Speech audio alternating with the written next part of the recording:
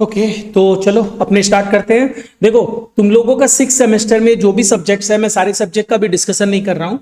मैं बेसिकली तुम लोगों का अभी फाइनेंशियल मैनेजमेंट बोल के जो सब्जेक्ट है वो स्टार्ट कर रहा हूँ, तो उसके बारे में डिस्कशन कर रहा हूँ कि उसका क्या सिलेबस है। हाँ, बस एक ब्रीफ आइडिया तुमको दे देता हूँ। तुम्हारे 4 मेजर सब्जेक्ट्स है। जो 4 मेजर सब्जेक्ट्स है उसमें फाइनेंशियल मैनेजमेंट एक one of the important subject है। Another one is the indirect tax, and इसके अलावा एक इंडियन फाइनेंशियल सिस्टम बोल के सब्जेक्ट है, एंड उसके अलावा एक और सब्जेक्ट है दैट इज ऑडिटिंग। ये 4 मेजर सब्जेक्ट है।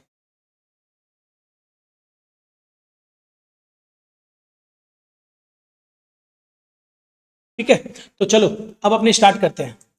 देखो, सबसे पहले आओ फाइनेंशियल मैनेजमेंट जो तुम्हारा सब्जेक्ट है ना, पहले मैं एक बार तुमको सिलेबस बता दूं, पेपर पैटर्न बता दूं, फिर हम लोग स्टार्ट करने वाले हैं। तो तुम्हारा जो फाइनेंशियल मैनेजमेंट जो सब्जेक्ट है उसमें तुम्हारा सिलेबस क्या है। देखो, सिलेबस तुम्हारा है सबसे पहले तो कुछ बेसिक कंसेप्ट्स है, राइट, एंड इसके अलावा कुछ sources of finance, cost of capital वगैरह बोल के एक टॉपिक है।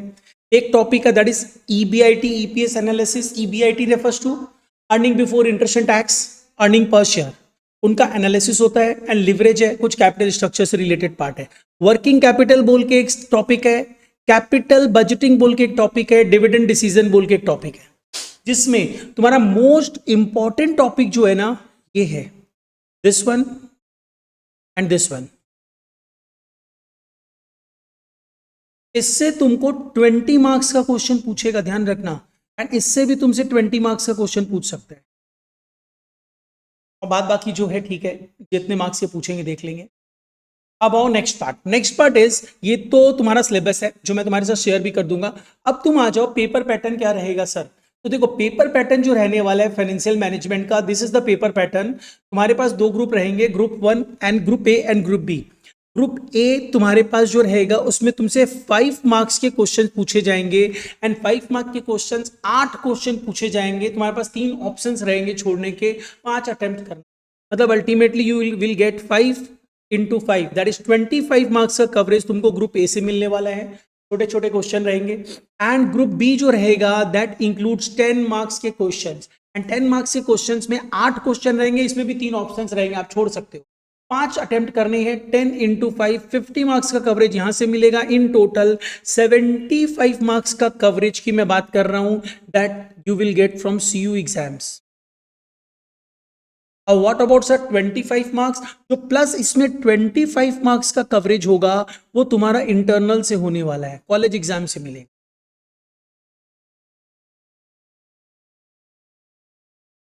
राइट। तो ये तुम्हारा कंसेप्ट है, ये पेपर पैटर्न है, and this is all about the syllabus. अब हम लोग क्या करने वाले, एक थोड़ा सा बेसिक इंट्रोडक्शन लेते हुए मूव कर जाएंगे इस चैप्टर में। इस चैप्टर से तुमसे 10 मार्क्स का क्वेश्चन पूछा जा सकता है। एक यहाँ 20 मार्क्स, मतलब मैंने क्या बोला, 20 मार्क्स पूछेगा, मतलब क्या होगा, तुमसे 10 + 10 2 क्वेश्चन पूछ सकता है इसके।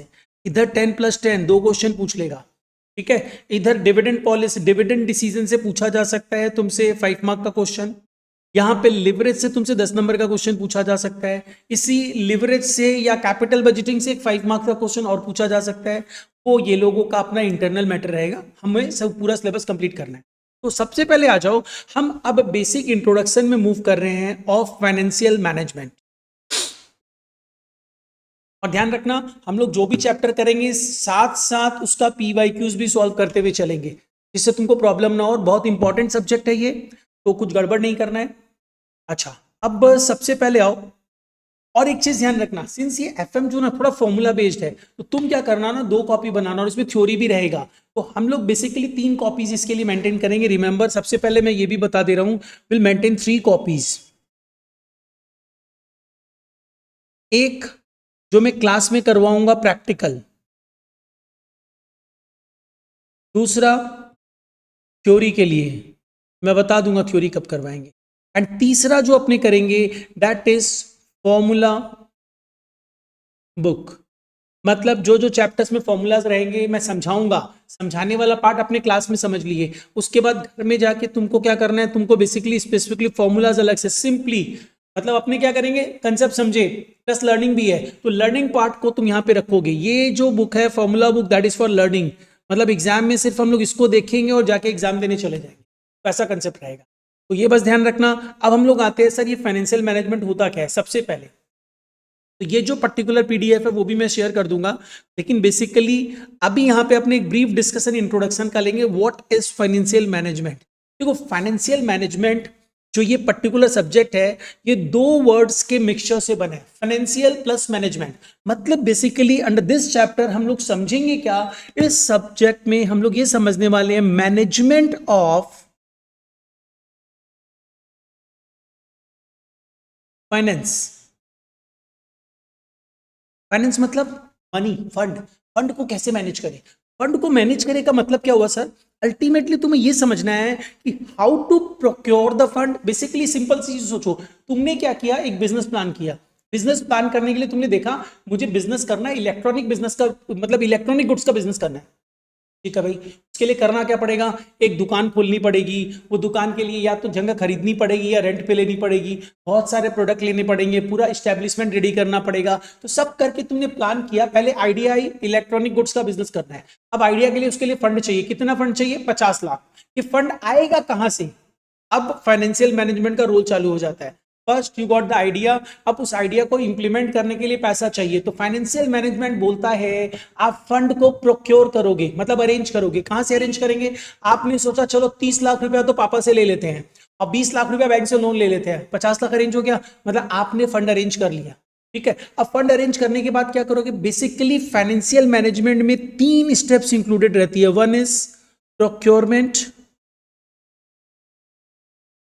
फंड कहां से लाओगे, दूसरा उस फंड को यूटिलाइज करोगे। तुमने अब अरेंज कर लिया, फंड कहां से मिलेगा, पापा से 30 लाख लेंगे, 20 लाख बैंक से लोन लेंगे, 50 लाख आ गया, फंड को यूटिलाइज करना। यूटिलाइज कैसे करेंगे, क्या करेंगे, फिक्स एसेट्स खरीदेंगे, प्लांट मशीन फर्नीचर ये सब लगाएंगे, ये फिक्स एसेट्स है।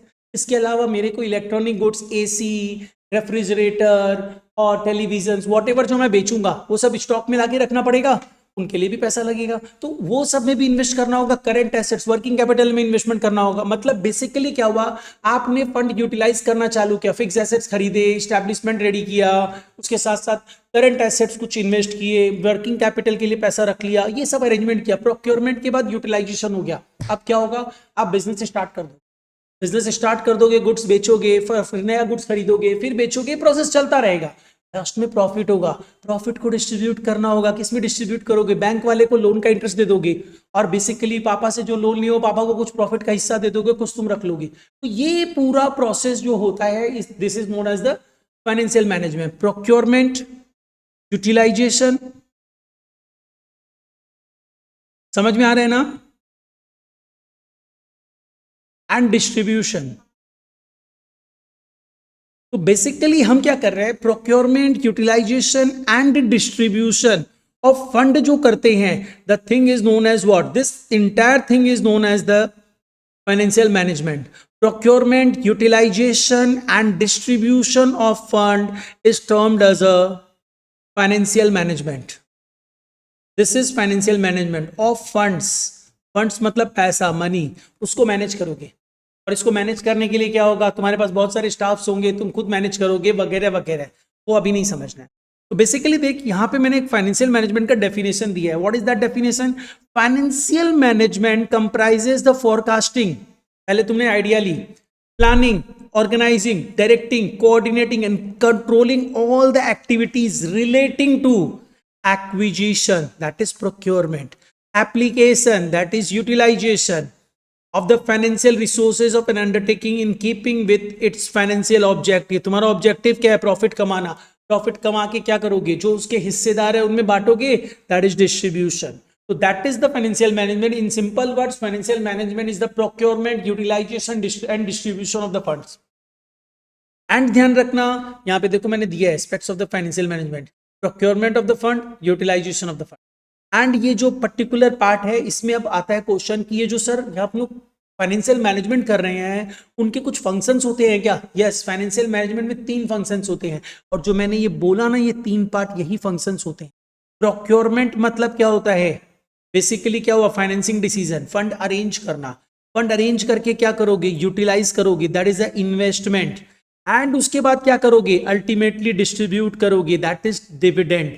मतलब basically these three things are the functions of the financial management. Theory भी पूछता है तो ध्यान रखना, these three points are the functions of the financial management. Financing decision number one, investing decision number two, dividend decision number three. Financing मतलब arrangement of the fund, procurement of the fund, investment मतलब the utilization of the fund, and last one is the dividend दे देना, distribution of the fund. तो ये याद रखना। अभी आज की क्लास के लिए जो मैं थ्योरी बता रहा हूं उसमें तुम ध्यान रखना, what is financial management, what are the functions of the financial management, and इसके बाद आता है objective of the financial management. What is the objective, यहां पे देखो हमारे पास है in keeping with its financial objective. Financial objective क्या होगा भाई, बता सकते हैं तुम बिजनेस करेगा उसके पीछे ऑब्जेक्टिव क्या है? देखो दो ऑब्जेक्टिव होता है, profit maximization and the wealth maximization. There are two objectives of the financial management. देखो मैं यहाँ पे कहीं पे दिया है, एक सेकंड में। yes these they are ये रहा अपना objectives of the financial management. There are two objectives, one is the profit maximization, another one is the wealth maximization. Which one is the primary, which one is the secondary? Wealth maximization तुम्हारी value बढ़ा देगा, this is the primary objective, primary, and this one is the secondary. तो basically ध्यान रखना, अगर तुमसे कोई पूछे what are the objectives of the financial management, there are two objectives of the financial management, wealth maximization and profit maximization. Wealth maximization refers to what, primary objective, and profit maximization secondary objective. जैसे ये objective भी person to person very करता है. आज मुकेश अंबानी बात करेगा तो वो वेल्थ मैक्सिमाइजेशन के लिए बात करेगा, और हम तुम बात करेंगे तो प्रॉफिट मैक्सिमाइजेशन के लिए. तो ये वेरी करता है. तो लेकिन फाइनेंशियल ऑब्जेक्टिव बेसिकली क्या कहता है, अपर लेवल से बात कर रहा है तो वो बोलता है भाई वेल्थ मैक्सिमाइजेशन. अगर आप सोचोगे तो प्रॉफिट तो अपने आप आएगा. तो primary objective is the wealth maximization, secondary objective is the profit maximization. तो अभी आज के क्लास में थ्योरी हमें इतनी ही समझनी है. Sir what is financial management, what are the functions of the financial management, and what are the objectives of the financial management. जल्दी से रिकैप करते हैं. फाइनेंशियल मैनेजमेंट क्या होता है? फाइनेंशियल मैनेजमेंट होता है फंड को लाना, procurement of the fund, acquisition of the fund, its utilization and its distribution in effective manner is the financial management. अब फाइनेंशियल मैनेजमेंट के फंक्शंस क्या होते हैं? पहला फंक्शन फंड लाना, प्रोक्योरमेंट ऑफ द फंड, मतलब बेसिकली क्या हुआ, financing decision. Second function is the investing decision, utilize करना फंड को. And third function is the distribution decision, that is dividend decision. And objectives क्या होते हैं? दो ही ऑब्जेक्टिव है, one is the wealth maximization, another one is the profit maximization. That's it. Basic introduction relating to the financial management हम लोग इतना ही discuss कर रहे हैं. अब हम लोग स्पेसिफिकली एक चैप्टर में मूव करेंगे, and the name of the chapter is leverage.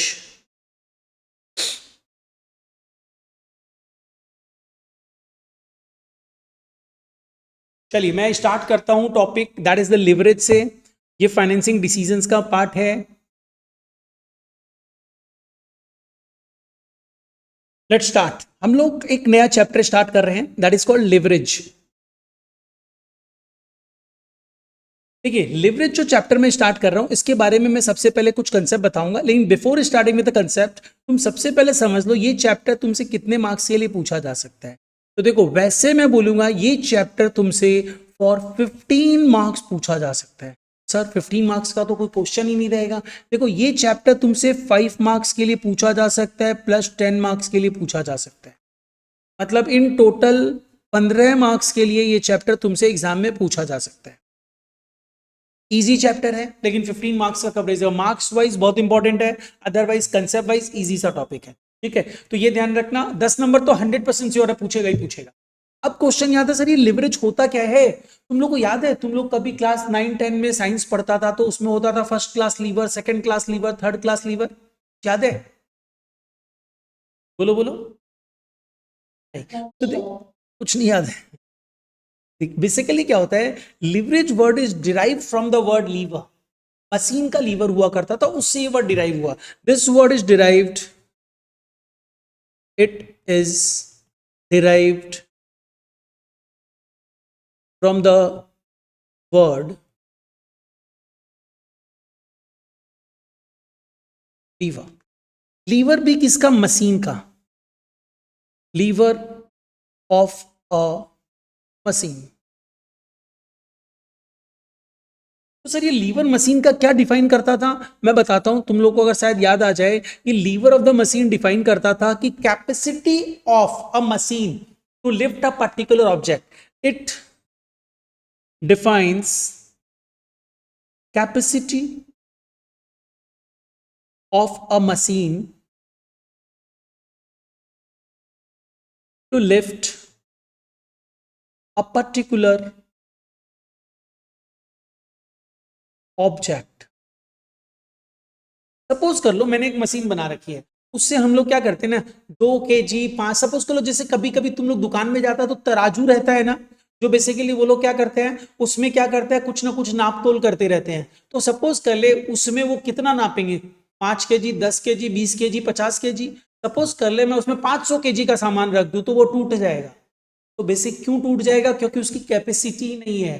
वैसे ही जैसे सपोज कर लो आप किसी, सपोज कर लो 4 व्हीलर्स मैन्युफैक्चरिंग ऑर्गेनाइजेशन में चले जाते हो, मारुति सुजुकी में, तो वो लोग क्या करते हैं ना, कार को लिफ्ट करते हैं। तो अगर कार को लिफ्ट करने के लिए जो मशीन रहती है, वो मशीन की कैपेसिटी होनी चाहिए वो कि कार के वजन को लिफ्ट कर सके। तो बेसिकली क्या होता है, लीवर जो होता है मशीन का, first class lever, second class lever, third class lever ऐसे रहता है, जो ये डिफाइन करता है कि उस लीवर की, मशीन की कैपेसिटी क्या है, कि वो उस पर्टिकुलर ऑब्जेक्ट को लिफ्ट कर सकता है क्या। तो तुमको उसके कैपेसिटी के अकॉर्डिंगली लिफ्ट करना होगा ऑब्जेक्ट को। अगर उसकी कैपेसिटी नहीं है और तुमने कार उठा दी, तो या तो मशीन टूट जाएगी या तो वो कार टूट जाएगी। Ultimately in both the situation तुम्हारा लॉस ही होना है। तो बेसिकली ये डिफाइन करता है कि उस मशीन की capacity to lift a particular object. तो यहां पे अब हम लोग बस इसी को थोड़ा थोड़ा डिफाइन करेंगे। तो बेसिकली क्या हुआ, यहां पे अगर हम लोग फाइनेंशियल मैनेजमेंट में आ जाएं, तो हम लोग यहां बात करेंगे कैपेसिटी ऑफ अ मशीन, नहीं of fix cost. Capacity of a fix cost, हम यहां बात करेंगे capacity of a fix cost to lift. किसको लिफ्ट करना है sir, to lift a particular object. यहां पे पर्टिकुलर ऑब्जेक्ट क्या हो जाएगा, particular object will be the earning. समझना।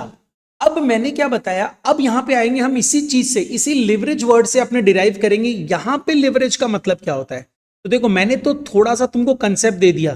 कंसेप्ट क्या दिया मैंने तुम्हें बोला देखो, यहां पे जो कैपेसिटी ऑफ अ मशीन है उसकी जगह आ जाएगा capacity of the fixed cost to lift what, to lift earning.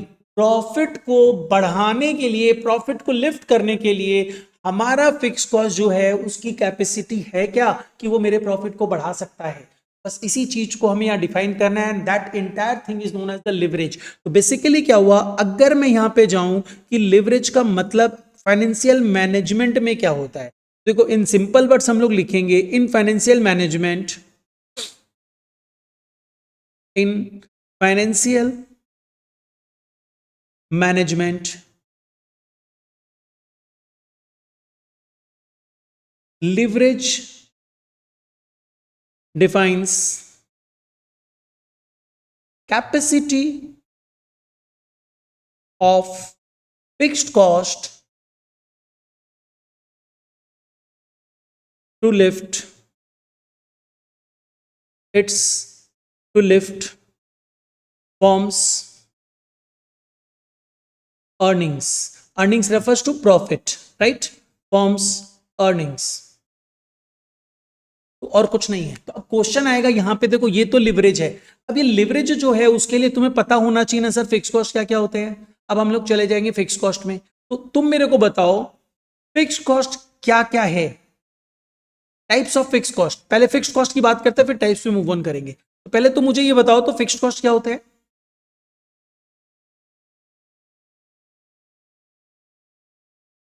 Fix cost क्या होता है जल्दी से बताओ।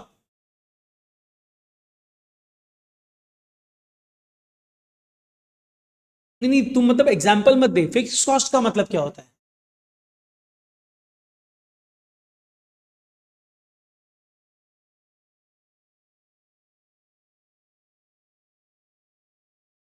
वो सेम ही रहेगा, राइट। एकदम very good.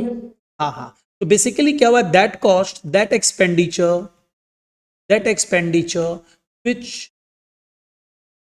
remains fixed irrespective to levels of production। तुम्हारा प्रोडक्शन लेवल कितना भी चेंज हो जाए, जैसे अभी तुमने रेंट एग्जांपल दिया, अगर सपोज कर लो मैंने एक फैक्ट्री स्पेस ली, वो फैक्ट्री स्पेस की रेंट मैं देता हूं सपोज कर लो 20,000 रुपया, मैं 1 यूनिट बनाऊं या ताला लगा के रखूं या 500 यूनिट बनाऊं या 5 लाख यूनिट बनाऊं, मेरे को 20,000 रुपए देना है। तो अगर ऐसा नेचर का कोई कॉस्ट होता है तो such kind of cost is known as the fixed cost. अब क्वेश्चन यह आता है, सर ये फिक्स्ड कॉस्ट क्या अलग अलग टाइप्स के होते हैं? फिक्स्ड कॉस्ट दो तरीके के होते हैं जो मैं अब तुम्हें बताने वाला हूं। Fixed cost are basically of the two types. One is, देखिए फिक्स्ड कॉस्ट की अगर मैं बात करूं तो फिक्स्ड कॉस्ट हम दो तरीके से डिवाइड करते हैं। वन पार्ट इज होता है, एक होता है ऑपरेटिंग फिक्स्ड कॉस्ट और दूसरा होता है फाइनेंशियल फिक्स्ड कॉस्ट। तो क्वेश्चन इज सर दोनों में डिफरेंस क्या है? देखो मैं एक चीज बताता हूं, तुम जब बिजनेस करोगे तो तुम एक स्टाफ रखोगे, उसे सैलरी दोगे, तुम अगर जगह रेंट पे लिए हो तो उस जगह का रेंट दोगे, राइट? तो ये भी तो फिक्स कॉस्ट ही है, रेंट भी फिक्स कॉस्ट है और जो तुम क्या बोलते हैं सैलरी दे रहे हो वो भी फिक्स कॉस्ट है, चेंज तो होगा नहीं। अब एक चीज बताओ, तुमने लोन लिया था जो 20 लाख का आया था, मैंने बोला था 50 लाख का फंड चाहिए, 30 लाख पापा से ले लिया, 20 लाख लोन ले लिया बैंक से, तो 20 लाख का लोन लिया उस पर तुम्हें इंटरेस्ट देना पड़ेगा ना। तो वो इंटरेस्ट क्या है? इंटरेस्ट भी तो फिक्स देना पड़ेगा कि तुम चेंज करते रहोगे इंटरेस्ट को, इंटरेस्ट भी फिक्स ही देना पड़ेगा। तो interest is also a fix cost but that is the financial fix cost, fund arrange करने का कॉस्ट है, तो that is known as the financial fix cost. तो बेसिकली ध्यान रखना, अगर मैं यहां पे बात करता हूं फिक्स कॉस्ट की, तो there are two types of fix cost, one is the operating fix cost and another one is the financial fix cost. जो बिजनेस ऑपरेशंस के लिए नीडेड रहते हैं that type of cost are known as the operating fix cost, right? And जो fund arrange करने के चलते regular basis पे लगते रहते हैं that type of fix cost are known as the financial fix cost. तो बेसिकली अब मैं एग्जांपल लिखूं यहां पे, तो इसका एग्जांपल हो जाएगा rent, salaries, depreciation etcetera. And what about the financial fix cost? अगर मैं फाइनेंशियल फिक्स कॉस्ट की बात करता हूं तो यहां पे फाइनेंशियल फिक्स कॉस्ट में आ जाता है इंटरेस्ट, डिविडेंड। डिविडेंड कौन सा डिविडेंड? डिविडेंड दो होते हैं, एक इक्विटी डिविडेंड होता है, एक प्रेफरेंस डिविडेंड होता है। इक्विटी डिविडेंड फिक्स नहीं होता है, तो ध्यान रखना we are talking about preference dividend. तो these are the preference dividend and interest are the financial fix cost. ठीक है ना, कोई दिक्कत नहीं है यहाँ पे। हमें ये पता करना है कि ये फिक्स कॉस्ट क्या इतने कैपेबल है। लिवरेज ये बोलता है भाई आप एक काम करो, आप ये चेक करो आप जो फिक्स कॉस्ट इंकर कर रहे हो वो क्या फिक्स कॉस्ट आपके इतने कैपेबल है जो आपकी अर्निंग को बूस्ट कर सकते हैं, इसको देखना है। और उसके साथ साथ एनालिसिस भी करने हैं कि भाई मेरा फिक्स कॉस्ट इतना है तो मेरी अर्निंग जो है वो कितनी होनी चाहिए, ठीक हो रही है क्या, ये सब एनालिसिस करेंगे। It is kind of ratio analysis but कुछ स्पेसिफिक रेशियो है, ठीक है ना। अब अपने आते देखो लिवरेज चैप्टर में जब जा रहे हैं तो हम लोग एक पार्ट मेरे को बहुत जरूरी से समझना पड़ेगा and that is known as the income statement. मैं सबसे पहले अब समझाने जा रहा हूं इनकम स्टेट, बहुत ही इजी चैप्टर है और मार्क्स भी अच्छा मिल जाएगा। इनकम स्टेटमेंट, चलिए स्टार्ट करते हैं। इनकम स्टेटमेंट सबसे पहले I am taking sales. Sales को हम लोग रेवेन्यू फ्रॉम ऑपरेशन भी बोलते हैं, अभी अभी आपने लास्ट सेमेस्टर में पढ़ा भी होगा। Sales is also termed as a revenue from operation जब आपने फाइनल अकाउंट किया होगा। तो अब बेसिकली अपने क्या कर रहे हैं, ये जो सेल्स या रेवेन्यू फ्रॉम ऑपरेशन है, इस सेल्स या रेवेन्यू फ्रॉम ऑपरेशन में से हम लोग लेस करेंगे दैट इज वेरिएबल कॉस्ट। सबसे पहले हम लोग वेरिएबल कॉस्ट रिकवर कर लेते हैं क्योंकि नुकसान वेरिएबल कॉस्ट के चलते हो सकता है, फिक्स कॉस्ट के चलते नुकसान होता है, वेरिएबल कॉस्ट तो ऑलवेज रिकवर ही हो जाता है। अगर वेरिएबल कॉस्ट रिकवर नहीं हो सकता तो बिजनेस ही बंद कर देना चाहिए। अब इसमें से वेरिएबल कॉस्ट रिकवर जब कर लेते हैं ना तो मुझे जो अमाउंट मिलता है उसको क्या बोलते हैं पता है, याद है? तुम लोग इसे भी कहीं पढ़े थे किसी सेमेस्टर में। This is termed as a contribution and contribution मतलब वो पार्ट होता है सेल्स का जिससे आप फिक्स कॉस्ट को रिकवर करते हो and residual amount will be your profit. Contribution is that part of sales, that part of sales which is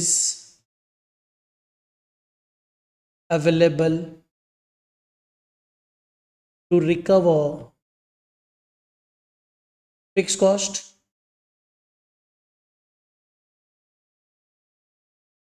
and to provide for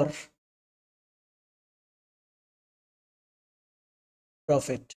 मतलब फिक्स कॉस्ट रिकवर करने के बाद अगर कुछ बच जाता है तो आपका प्रॉफिट हो जाएगा। यही होता है कंट्रीब्यूशन। एंड इसके बेसिस पे हम एक रेशियो निकालते हैं and that is known as the profit volume ratio. कुछ याद है? पहले पढ़ा हुआ है कहीं पे, मार्जिनल कॉस्टिंग बोल के एक टॉपिक था, वहां पे आप लोगों ने पढ़ा था इसी सेमेस्टर में। क्या होता है प्रॉफिट वॉल्यूम रेशियो? अरे भाई सपोज कर लो सेल्स इज 100 रुपया, 40 रुपया वेरिएबल कॉस्ट, तो 60 रुपया कॉन्ट्रीब्यूशन। कॉन्ट्रीब्यूशन सेल्स का कितना परसेंट है बताओ जल्दी से?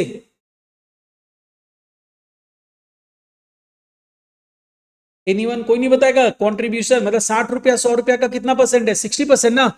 That is known as the profit volume ratio. This is known as the profit volume ratio. कुछ कुछ चीज ना मैं कई बार नॉर्मल एब्रिविएशन फॉर्म में लिख दूंगा, आप लोग फुल फॉर्म में लिख देना। अगर आपको पहले से पता है तो अच्छी बात है, नहीं तो फुल फॉर्म लिख लेना। PVR, that is known as the profit volume ratio, and its formula is contribution divided by RFO into 100. You will get the profit volume ratio. जहां नहीं समझ में आए प्लीज क्वेश्चन रेस करते रहना आप लोग। चलिए नेक्स्ट आइए। कंट्रीब्यूशन से आप क्या लेस करोगे? कंट्रीब्यूशन से आप लेस करोगे फिक्स कॉस्ट, फिक्स्ड कॉस्ट। और ध्यान रखिएगा, if I will say fix cost, that fix cost is the operating fix cost.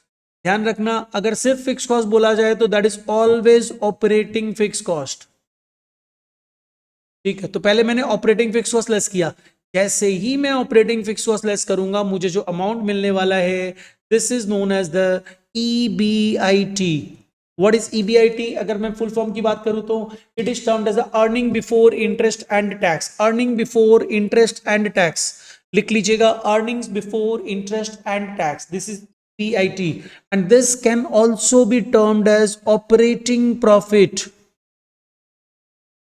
Operating profit भी बोला जाता है EBIT को। EBIT को ही ऑपरेटिंग प्रॉफिट बोला जाता है, ध्यान रखना। अब इस EBIT से आप क्या करोगे? लेस करोगे interest, that is financial fix cost. Financial fix cost मतलब interest on loans etcetera, that is interest.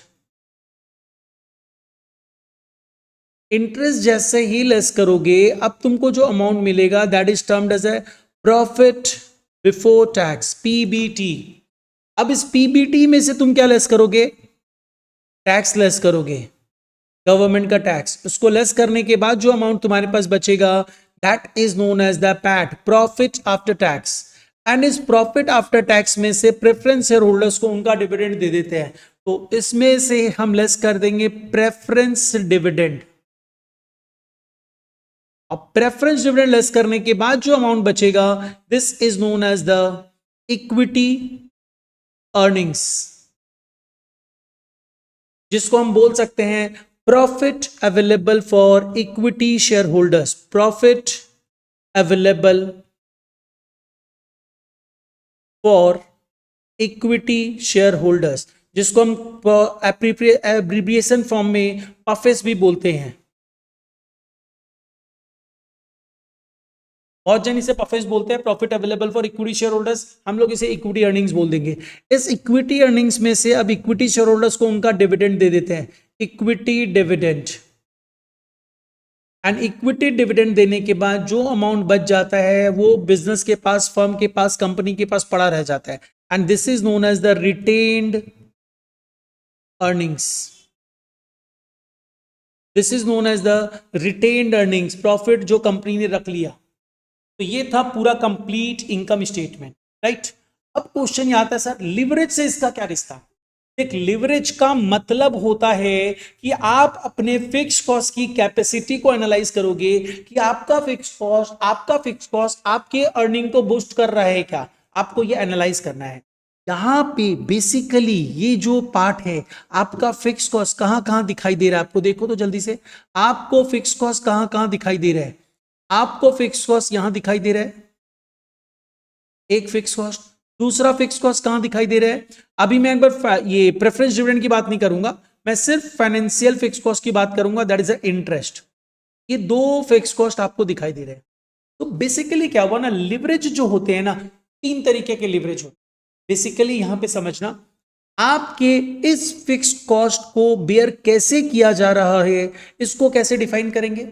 इस फिक्स कॉस्ट के ऊपर की अर्निंग, इस फिक्स कॉस्ट के नीचे की अर्निंग। मतलब ये 60 रुपया था, अगर ये फिक्स कॉस्ट तुम्हारा 30 रुपया है तो तुम्हारे पास अर्निंग बच रही है ना। अगर ये 40 रुपया है तो भी तुम्हारे पास अर्निंग बच रही है, राइट? मतलब तुम्हारी कैपेसिटी है कि तुम अल्टीमेटली उसे बेयर कर पा रहे हो। लेकिन अगर ये 60 रुपया हो जाए तो कुछ अर्निंग नहीं बच रही है।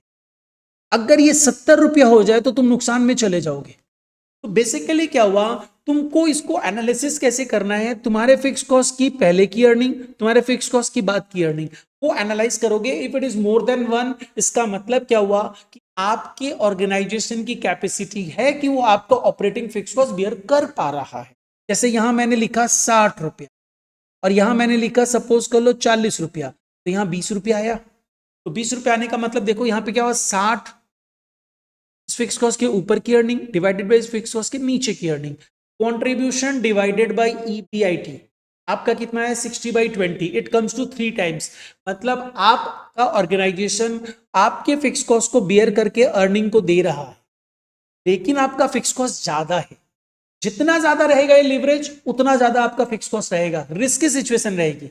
ये अपने उतना एनालिसिस पार्ट में नहीं जाएंगे, आज सिर्फ अपने 3 फॉर्मूला समझेंगे, फिक्स सम करेंगे, दैट्स इट। पहली क्लास है, थोड़ा एंजॉय करते हुए करो। तो बेसिकली क्या हुआ, ये फिक्स कॉस्ट को, किस फिक्स कॉस्ट को बियर करने की कैपेबिलिटी बता रहे हैं, ऑपरेटिंग फिक्स कॉस्ट को। This ratio is known as the operating leverage. ठीक है, operating leverage is what, operating fix cost के पहले की अर्निंग ऑपरेटिंग फिक्स कॉस्ट के बाद की अर्निंग का ratio is the operating leverage. तो अभी आ जाइए जल्दी से नेक्स्ट फॉर्मूला में, that is types of leverage. Types of leverage, तो टाइप्स ऑफ लिवरेज में हम लोग जाएंगे तो पहला लिवरेज जो होता है दैट इज ऑपरेटिंग लिवरेज। इसमें ये फॉर्मूला नहीं है, कुछ एनालिसिस बेस्ड फॉर्मूलाज भी है, वो अभी आज मैं नहीं करा रहा हूं, लेकिन अपने स्पेस रखेंगे उसके लिए कि उसको भी करना है। तो पहले ऑपरेटिंग लिवरेज का एकदम सिंपल फॉर्मूला क्या हुआ, जो अभी मैंने समझाया, एक पेज छोड़ के रखना, ऑपरेटिंग लिवरेज के लिए एक पेज छोड़ना। तो ऑपरेटिंग लिवरेज जो है वो आपके ऑपरेटिंग रिस्क को बताता है। It defines your operating risk. क्योंकि अगर आप सैलरी नहीं दे पाओगे स्टाफ को, जगह का रेंट ही नहीं दे पाओगे, तो बिजनेस ही बंद हो जाएगा। तो it defines your operating risk, मतलब बिजनेस रिस्क को डिफाइन करता है ये लिवरेज। मतलब ये लिवरेज आपके बिजनेस रिस्क को डिफाइन करता है।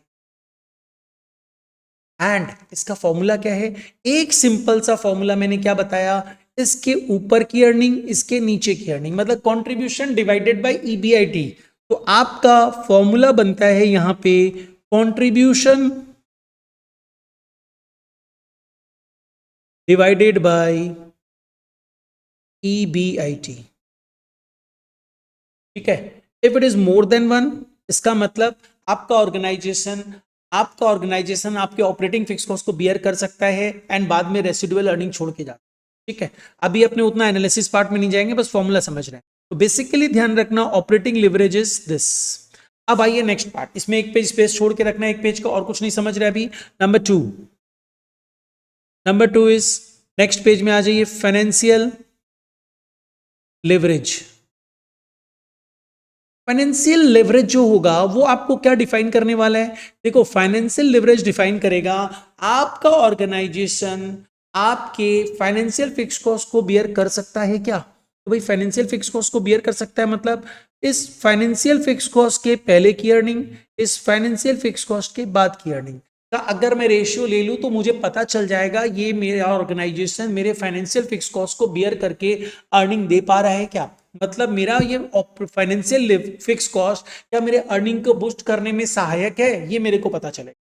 इसका फॉर्मूला क्या हो गया, जल्दी से आप ही बताओ तो।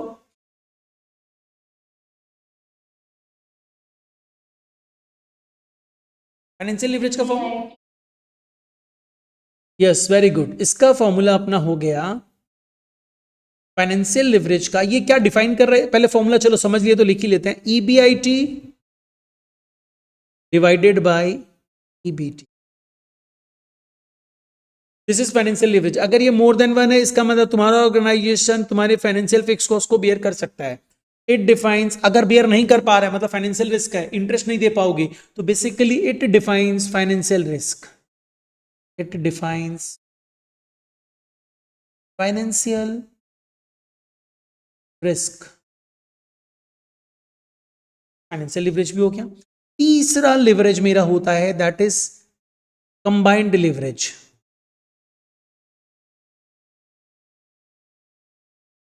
Combined leverage is also termed as a total leverage.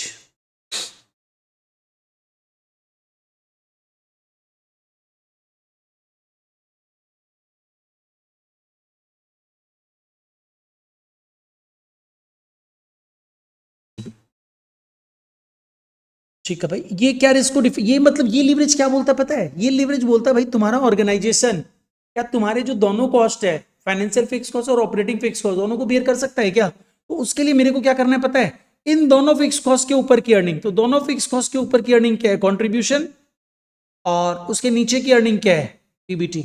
मतलब हम क्या लेने वाले हैं, कंट्रीब्यूशन डिवाइडेड बाय पीबीटी करेंगे। तो अगर मेरा मोर देन वन वैल्यू आती है, इट डिफाइंस कि भाई हम लोग फिक्स कॉस्ट बियर कर पा रहे हैं, तो इसी के बीच में तो दोनों फिक्स कॉस्ट है ना। इसका मतलब कंबाइंड लिवरेज का अगर मैं फॉर्मूला लिखने जाऊं तो कंबाइंड लिवरेज का फॉर्मूला क्या बन रहा है, कंबाइंड लिवरेज का अपना फॉर्मूला बनता है कंट्रीब्यूशन डिवाइडेड बाय ईबीटी। अभी हम लोग रेफरेंस डिविडेंड को कंसीडर नहीं किए हैं क्योंकि इसमें थोड़ा सा कंसेप्ट समझना होगा, पहले बेसिक कंसेप्ट समझो। Contribution divided by EBT is the combined leverage. और ये क्या चीज को डिफाइन करेगा, तुम्हारा ऑर्गेनाइजेशन तुम्हारे operating as well as the financial fix cost को बियर कर सकता है क्या, इसको डिफाइन करेगा। It defines total risk, it defines total risk.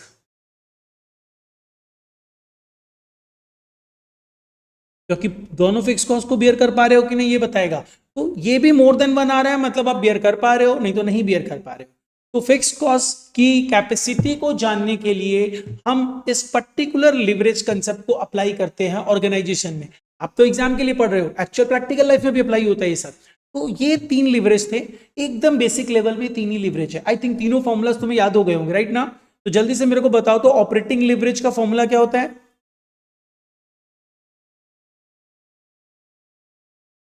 जल्दी बताओ ऑपरेटिंग लिवरेज का फॉर्मूला।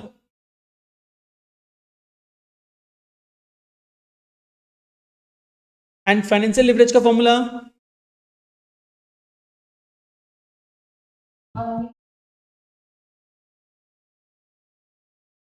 एंड कंबाइंड लिवरेज का फॉर्मूला।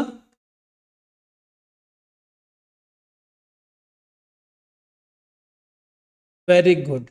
देखो अब इसमें एक चीज और समझो, ये जो अपने कंबाइंड लिवरेज है ना उसको थोड़ा सा एक इलोबरेट करके एक छोटा सा फॉर्मूला और बताता हूं।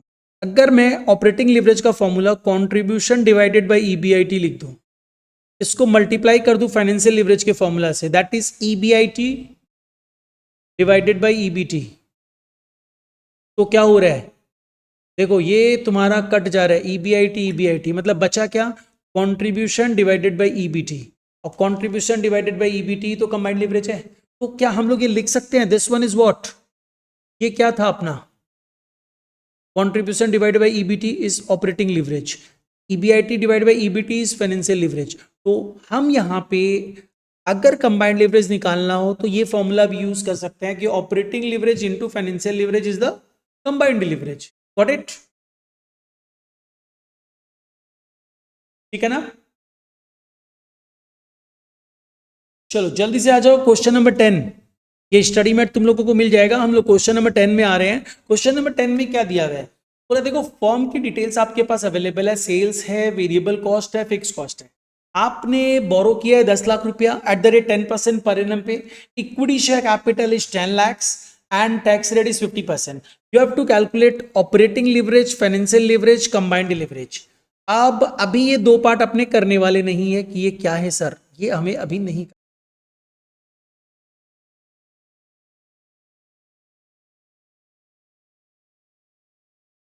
ठीक है, हमें 3 लिवरेजेस निकालने हैं। एक एक्स्ट्रा पार्ट मैं यहां पे डाल देता हूं, दैट इज तुम्हें कैलकुलेट करना होगा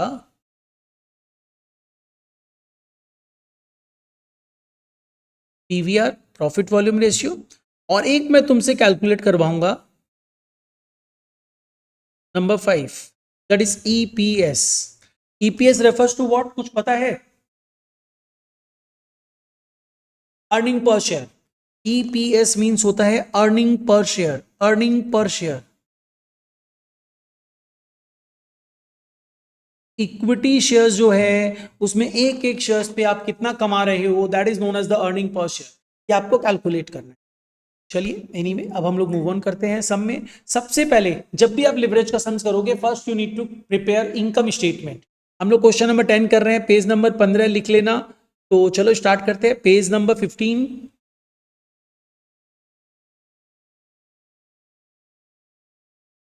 क्वेश्चन नंबर 10।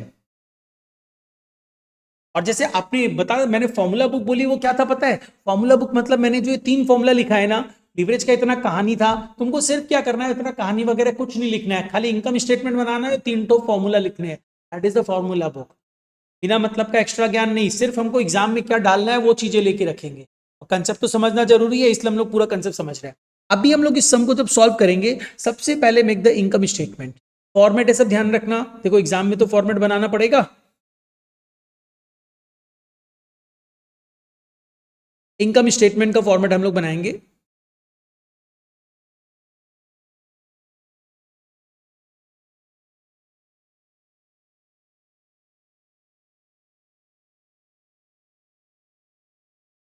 स्टेटमेंट का फॉर्मेट है और कुछ नहीं है।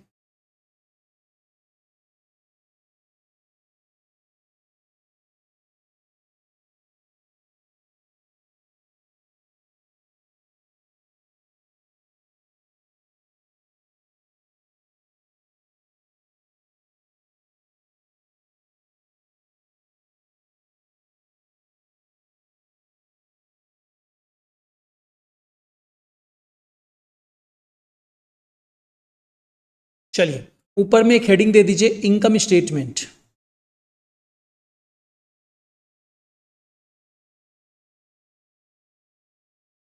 और अब हम सम स्टार्ट करने जा रहे हैं, पर्टिकुलर्स, डिटेल्स, अमाउंट। सबसे पहले ले लो सेल्स। देखो सेल्स गिवन है तुम्हें, and the amount of sales is ₹24 lakh. 100 रुपया पर यूनिट है, ठीक है भाई, 24 लाख की सेल्स है। लेस इसमें से क्या करोगे, less variable cost. Variable cost, आपके पास वेरिएबल कॉस्ट है क्या? ये सब आता है, कितना है variable cost? It is 50% of what, of sales, but of ये सब आता है। तो 12 लाख का तुम्हारा वेरिएबल कॉस्ट है, तो बचा क्या? 12 lakh, that is contribution. And contribution कितना परसेंट है? देखो तुमको कैलकुलेट करने की भी दरकार नहीं है। अगर सेल्स 100 रुपया है, समझना 50% है, सेल्स 100 रुपया, ये 50 है, तो बट ऑफ ये सब बताए 50 ही होगा। तो 50% कॉन्ट्रीब्यूशन है, मतलब 50% is the profit volume ratio. मुझे पीवीआर पता है, पीवीआर फॉर्मूला भी अप्लाई करने जाए तो पीवीआर का फॉर्मूला होता है contribution divided by RFO into 100, which is, अगर तुम कैलकुलेट करो तो 50% आ रहा है, क्योंकि 12 lakh divided by 24 lakh into 100, it comes to 50%। अगर फॉर्मूला बेस पे जाओ, अदरवाइज तुम सिंपली बोल सकते हो सर पता है वेरिएबल कॉस्ट 50% है तो पीवीआर मेरा 50% ही होगा, वेरिएबल कॉस्ट 60% है तो पीवीआर मेरा 40% होगा, वेरिएबल कॉस्ट 30% है तो पीवीआर मेरा 70% होगा। 100 का जो वेरिएबल कॉस्ट डिडक्ट करने के बाद रेसिडुअल पोर्शन बचेगा, वही पीवीआर होगा। ठीक है, अब आ जाओ next part. And the next part is what, हम आगे क्या मूव करें? मेरा एक आंसर निकल चुका है पीवीआर। नेक्स्ट पार्ट इज मैं माइनस करूंगा fix cost. Normally simple fix cost लिखने का मतलब that is always operating fix cost. कितना दिया हुआ है? 10 लाख। तो इसको लेस करने के बाद मेरे पास 2 लाख रुपया बचता है, and this is EBIT. EBIT इसको बोलते हैं अपने एब्रिविएशन फॉर्म में, earning before interest and tax. ठीक है सर, अब इसके बाद आगे मूव करते हैं। ईबीआईटी लेस करने के बाद क्या लेस करना है? इंटरेस्ट लेस करना है। इंटरेस्ट है क्या सर? ऑब्वियस बात तो होना तो चाहिए, देखते हैं क्या है।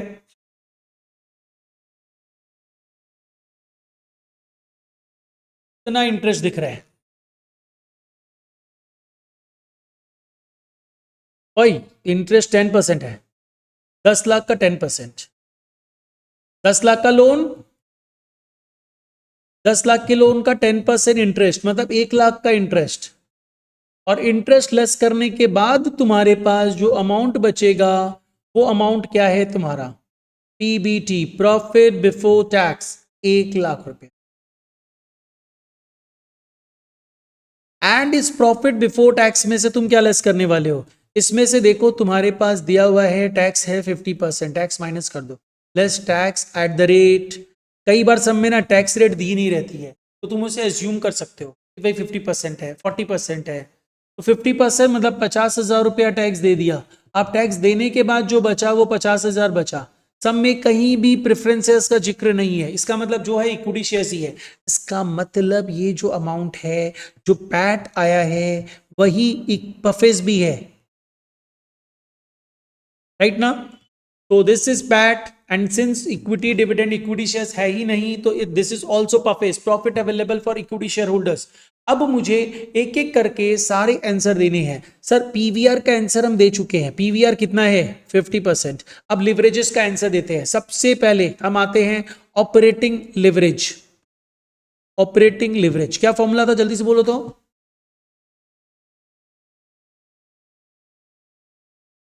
कोई बच्चा लोग, contribution divided by EBIT, where contribution is 12 lakh and EBIT is 2 lakh. 12 lakh divided by 2 lakh equal to 6। It is always, ये टाइम्स में रहता है, इंटू 100 मत कर देना। तो इसका मतलब ये हुआ कि सर मेरा ऑर्गेनाइजेशन फिक्स कॉस्ट बेयर तो कर ले रहा है, फिक्स कॉस्ट मेरी अर्निंग भी दे पा रहा है, लेकिन फिक्स कॉस्ट बहुत ज्यादा है, क्योंकि ये बहुत ज्यादा है, 6 टाइम्स मोर देन 1 है, लेकिन बहुत ज्यादा 1 से ज्यादा है। तो दैट इज वाई मेरा रिस्की सिचुएशन है, क्योंकि अगर रेवेन्यू कम हुआ तो मेरा लॉस हो जाएगा, क्योंकि फिक्स कॉस्ट तो फिक्स रहेगा ना।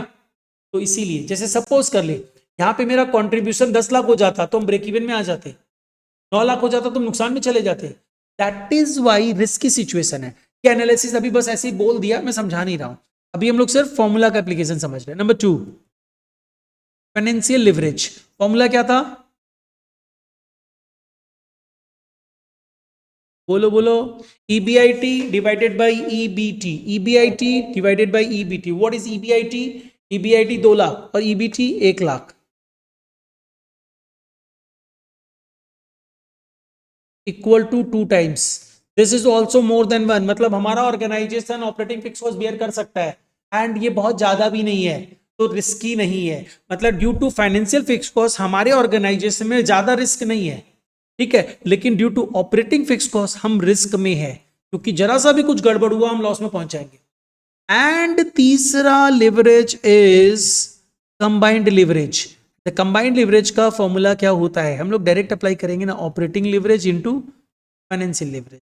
What about operating leverage 6 and financial leverage 2, that comes to 12 times. मतलब कंबाइंड लिवरेज बता रहा है बहुत रिस्की सिचुएशन है, आप अपना फिक्स कॉस्ट बियर तो कर ले रहे हो, लेकिन अभी बियर कर ले रहे हो, किसी भी रीजन से रेवेन्यू कम हुई, जैसे ही रेवेन्यू कम होगी तुम बहुत बड़े नुकसान में चले जाओगे, क्योंकि तुम बियर ही नहीं कर पाओगे। तो बेसिकली ये बता रहा है कि तुम रिस्की सिचुएशन में हो। तो लिवरेजेस निकाल दिया आपने। आपसे पूछा क्या गया था? Financial operating leverage, financial leverage, combined leverage, PVR, ये तो निकाल दिया। सर ईपीएस क्या है? Earning per share. आप अर्निंग की बात करो, इक्विटी शेयर होल्डर की अर्निंग कितनी है? इक्विटी शेयर होल्डर की अर्निंग 50,000 है। कितने? अब ये ईपीएस होता है एक एक शेयर होल्डर का, नहीं, एक एक शेयर के ऊपर तुम्हारी अर्निंग कितनी है। देखो कितने शेयर्स है पता करो तो। 10 लाख की कैपिटल है, इक्विटी कैपिटल, 100 रुपए एच के शेयर्स है, तो कितने शेयर्स हैं? 10 lakh divided by 100, 10 lakh divided by 100 अगर मैं करूंगा तो ये कितने शेयर्स आते हैं? 10,000 शेयर्स ना। तो इस 10,000 शेयर्स मतलब एक एक शेयर्स पे अर्निंग कितनी है, तो कैसे निकालेंगे? देयरफॉर अगर मैं ईपीएस निकालने की बात करूं, ईपीएस ऑलवेज आई मतलब ये करेंसी में निकलता है, हम इंडिया में है, इंडियन करेंसी आईएनआर रुपी में निकलेगा। मैं बोलूंगा 50,000 रुपये अर्निंग है, 10,000 शेयर्स पे, तो एक एक शेयर्स पे कितनी अर्निंग दिखाई दी? 5 रुपया। तो this is called EPS. EPS का फॉर्मूला क्या बना? जल्दी से सोचो। ईपीएस का फॉर्मूला हुआ PAES divided by number of equity shares. PAES का फॉर्मूला होता है इक्विटी अर्निंग। ईपीएस का फॉर्मूला होता है PAES divided by number of equity shares. Got it? ये फॉर्मूला भी कहीं एक जगह लिख लेना।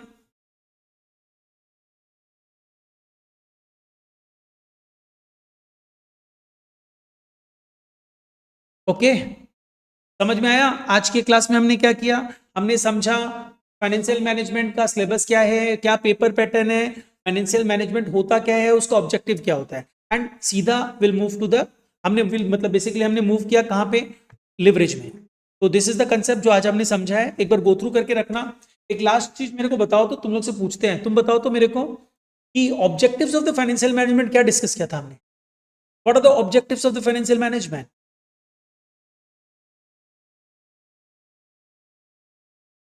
बताओ बताओ।